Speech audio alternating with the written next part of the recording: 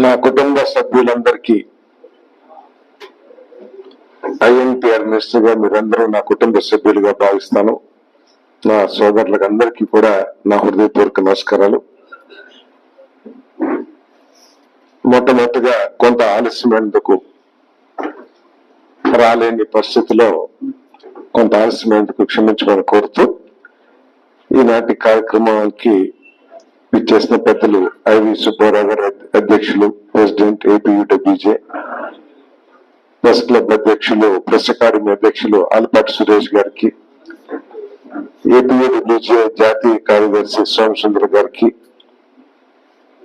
General secretary Jayaraj గారికి, vice president చావారావు గారికి, Andhra Pradesh bureau incharge Venkateswara గారికి, big TV incharge Yechuri Shiva గారికి, ఇంకా ఇక్కడ చేసిన అందరికీ కూడా నా హృదయపూర్వక నమస్కారాలు.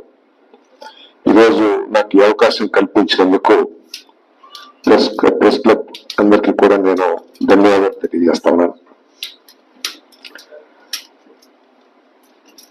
మీ అందరికీ తెలిసిందే,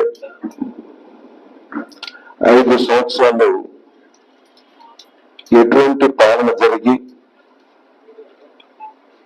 ఆ పాలన నుంచి ఎటువంటి పరిస్థితులు ప్రస్తుతం ఉన్న ప్రభుత్వానికి లెగసీగా వచ్చినాయో మీ అందరూ కూడా తెలిసిందే. గత ప్రభుత్వం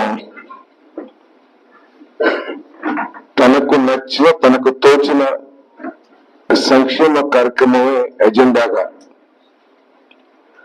లక్ష్యాలు లేని,